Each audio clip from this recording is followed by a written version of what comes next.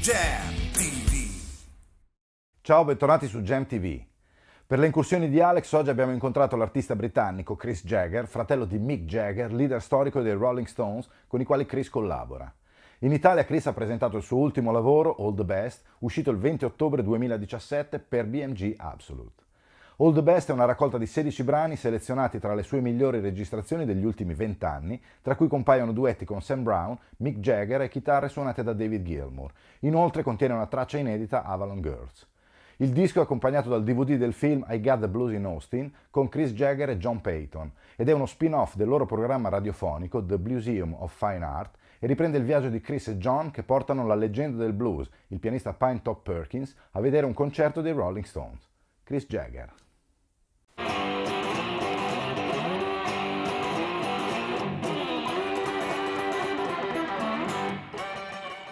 The way I put the songs together, it was a little bit like making a set list to do it for a gig, because I never know what I'm going to play on stage until like half an hour before. Usually, I think I'll play this, I'll sing this, that, and that. So I started making the list, and then you get a flow. You kind of get a flow with it.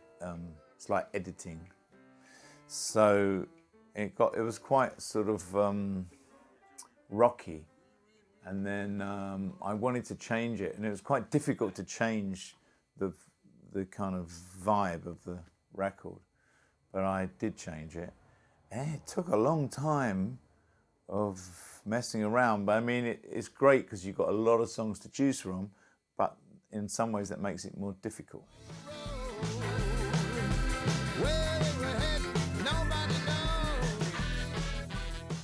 Avalon Girls, well, they asked for the guy who runs, I live near Glastonbury in Somerset, then there's a big festival there, not this year, they've got it, not this year. So I know the guy who started it, Michael Evius, he's the local farmer, he's quite a character. And they said, come and play on the Avalon stage. So I said, oh, okay, come and play on the, they don't really pay you any money. It's like one of those festivals, yeah, you're so happy to be asked to play, they don't think about money. So I went, oh, Avalon stage, I must write a song to celebrate.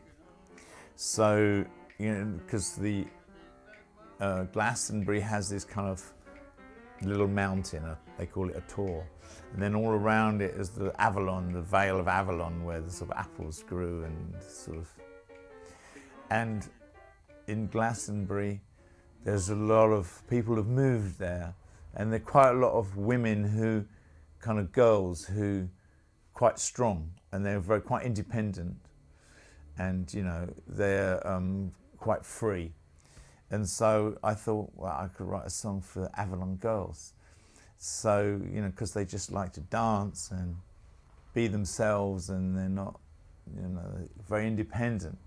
So I thought, I'll write this song, Avalon Girls, and it's quite sort of rocky, so we could put that on the album, because the album got delayed and delayed because I had to do this DVD with the album, and it took me I had to re-edit the DVD, and it was a very, very long process. And then I had to get permission for everything, and it went on and on and on, so I had time to put this in. So yeah, it was fun doing that. It's a bit like a Who track.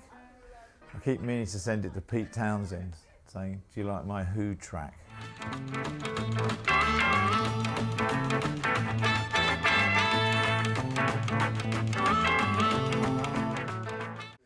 Why, John Peyton, yeah, I got the blues in Austin. So I did a radio show with him, which I did from England, and he did it from the USA. And I just sent it to him, the MP3. And I did this for years and years. Just a fun thing really to do. And then I planned a visit to see him. And then so happened the Rolling Stones changed their plans. They had some tour, they had a scheduled dates that they changed because they cancelled some dates. So it so happened that they were going to be there the same time as I planned to be there. So John said, we should film it. Let's film it. And like that was the beginning of a long, complicated process. That you know, then we got this film people interested, but yeah, then we had to find some money for it, and then we had to get rights for everything. Oh my God, making a film was a nightmare.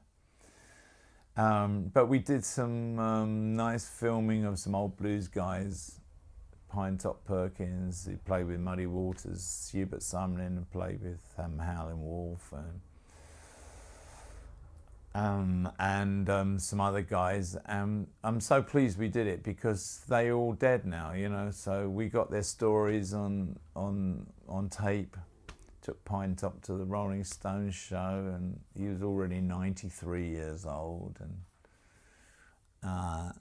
he had a lot of respect from everybody, and I think they liked it too, you know, like they like to tell their story. A lot of these guys, they never really had their story told, you know, and now they're just gone. If you don't record it, it's gone, you know, and once it's gone, you're never going to get it. So I had to re-edit that, so it runs about 45 minutes. This is quite a nice film.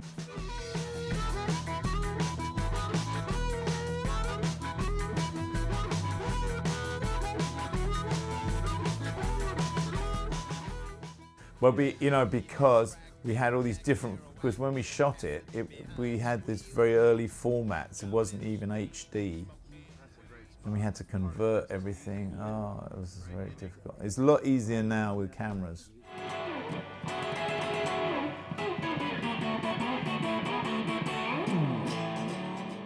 Well, my favourite artist is Charlie Hart, because I've written a lot of songs with Charlie, and then we were just doing one last night, or night before last. He's coming here today. And Charlie's played with a lot of, and he plays violin, piano, bass, accordion, African music. He's like covers all these ground, and a lot of these people like Pete Townsend. He knows Pete because he's doing this thing on Ronnie Lane album thing, and Pete said to me one time, "He's a very clever man, that Charlie Hart." And Charlie, I mean, he played violin at the Albert Hall a while back with Van Morrison on Astral Weeks, you know, which was great. And we just finished a tour. We did last year in November. We toured around the world, just me and Charlie. Well, we started in Germany with the band, then we went to Australia, then we went to South America. And these two old guys going around the world playing music on sort of Brazilian TV. It's like, wow, great. So I say Charlie, but I've known him since 1967 or something. Hell of a long time, and we're still friends. So that says quite a lot, and we're still writing songs. And a lot of these songs on this record we wrote together. Oh, he's helped me with it. He's a proper musician. You know, he can play Bach and Mozart. You know, I can't do that shit. I say, hey, Mr. DJ, thanks for playing this track. Yo, come go back to that yakety yak. Well, you know, they're all quite linked because they have things in common. I did some theatre, quite a lot of theatre, and that's great. I didn't really achieve, I mean, I mostly in plays, you know, I didn't really do much film. I didn't really like film that much, but being on stage live in front of a theatre audience, it's not really that different from being a musician in front of an audience, because you're there to entertain them and to tell a story. So that's quite a lot in common. And you notice now when you come on stage, once you've done theatre, you know, you go on stage and people will come there because not just to hear somebody play very clever instruments. A lot of musicians, they play, but they're not really, that's not all of it. There's other stuff to it, you know, and that's the theatrical part of it, or telling the story. And then the writing, journalism. I mean, if you write songs, or you're writing lyrics, or you're writing an article or prose, it's not that different, you know.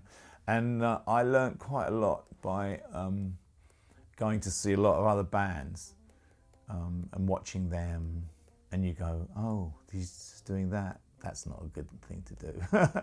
And you make a mental note, yeah, I won't do that. If I won't be doing that. And so, but I didn't enjoy, the thing I didn't enjoy very much was being a critic. I thought, what's the fucking point of being a critic? You know, I go and see a band and I don't like them, but there's 1,000 people there enjoying them. So what's the point of me saying I don't like them? I shouldn't be there, you know. So I found that the only really good thing to say was telling the story and taking picture and recording it, and I enjoyed it, you know. And then you get free records, you get free tickets, you get free beer. It's not bad. And you get paid. You used to get paid in those days, you know, for journalism. You know, now you don't get paid for anything. Everything's got to be free with the internet.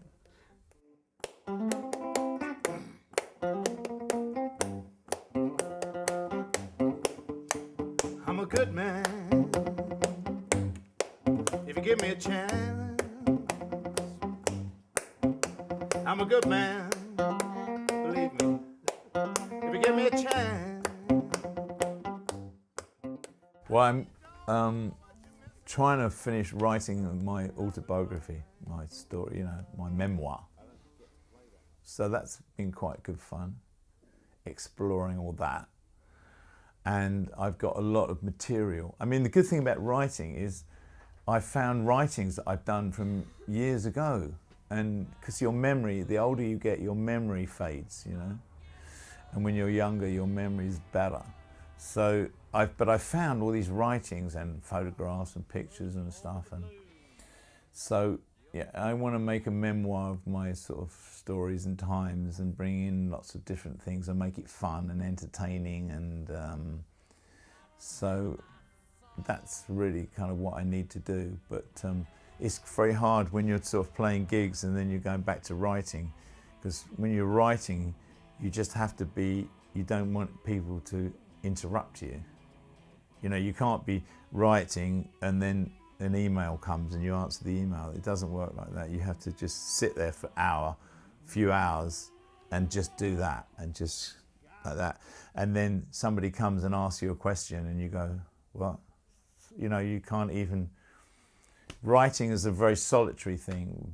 Being a musician is, you know, and the hard thing about being a musician nowadays is you have to spend so much time on Facebook and emails and sending out all this stuff, and there's no time to play any music. This is a crazy thing about it. By your flame, I get burned.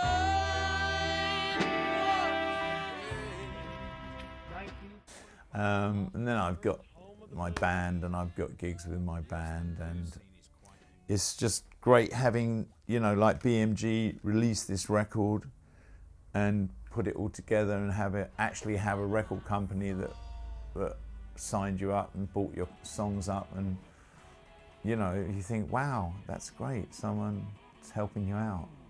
So I'm really pleased about that BMG have done that, so good for the Germans.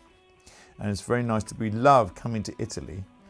I mean, the thing is, you come to Italy just because you want to come to Italy, and then the second question is the money, you know. Oh, the money's not very good. Oh, we'll still go to Italy because we like to come to Italy and see all our Italian friends and meet new people, and they love music in Italy, and you know, they love this. They love you singing and the violin. Oh, such a tradition, you know. And so it's the thing about coming to Italy is it's not just about the music. It's about meeting everybody and eating a meal and getting together, and it's an event, becomes an event. not just the music. The music is kind of there, but it's just makes it happen, you know. Big fat mama with the meat chicken on the bone. Big fat mama, meat chicken on the bone. Well, I have friends over near Trieste, but I'm not going there this time. But yeah, I'm sure I'm gonna meet new friends, and yeah, they've got friends coming tonight from Como and from Switzerland. They're coming down, and you know, there's a lot of just people just very turned on to music in Italy. They're very kind of knowledgeable about. Don't you think so?